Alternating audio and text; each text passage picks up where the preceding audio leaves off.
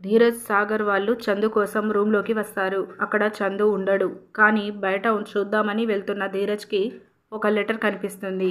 ఆ లెటర్ తీసుకువెళ్ళి రామరాజు వాళ్ళ దగ్గర ఇస్తాడు. ఇక నర్మద లెటర్లో ఉన్నది చదువుతుంది. లెటర్లో, నేను ఎంత ట్రై చేస్తున్నా మనసులో ఒక అమ్మాయిని పెట్టుకొని వేరే అమ్మాయిని పెళ్లి చేసుకోవడానికి నా మనసు ఒప్పుకోవడం లేదు. ఆ అమ్మాయిని నేను మర్చిపోలేకపోతున్నాను అని చందు రాసినట్టుగా లెటర్లో ఉంటుంది. లెటర్లో ఉన్న మాటలు విని రామరాజు కుప్పకూలిపోతాడు. ఇక కట్ చేస్తే అక్కడ ఉన్న వాళ్ళందరూ చాలా షాక్ అవుతూ ఉంటారు.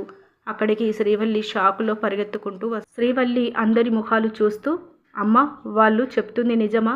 నన్ను చేసుకోవడం బావకి ఇష్టం లేదా అని గట్టిగా అరుస్తూ ఏడుస్తూ తల్లిని హగ్ చేసుకుంటుంది. కట్ చేస్తే ఏప్రిల్ 15 మంగళవారం ప్రోమోలో పెళ్లి మండపంలో రామరాజు చాలా బాధపడుతూ కింద కూలిపడతాడు. వేదవతి కూడా చాలా ఏడుస్తూ ఉంటుంది. ఇక సాగర్, ధీరజ్ నాన్నని పట్టుకొని బాధపడుతూ ఉంటారు. కట్ చేస్తే అసలు ఏమైందో తెలియదు, అన్న ఎక్కడున్నాడో అని ధీరజ్ బాధపడుతూ ఉంటాడు. మరోవైపు విశ్వ కారులో వెళ్తూ వెనక సీట్లో చూస్తూ నవ్వుతాడు. వెనక కారు డిక్కీలో చందుని పెళ్లి కొడుకు గెటప్లో తాళ్లతో కట్టేసి ఉంచుతాడు. ఇక విశ్వ కారు ఆపి డిక్కీ ఓపెన్ చేసి చందుతో, ఇప్పటి వరకు సంతోషంతో మురిసిపోయిన మీ కుటుంబం కాసేపట్లో శ్మశానంగా మారబోతుంది అని కోపంగా అంటాడు. చందు చాలా బాధపడుతూ ఉంటాడు. కట్ చేస్తే మరోవైపు ధీరజ్, ప్రేమ విశ్వక్ పంపించిన అమ్మాయిని పట్టుకొని ప్రేమ ఆ అమ్మాయి చంప పగలగొడుతుంది.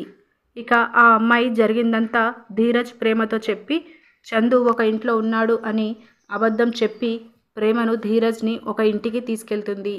అక్కడ లోపల రూమ్లో చందు ఉన్నాడు అని చెప్పి వాళ్ళని లోపలికి పంపిస్తుంది.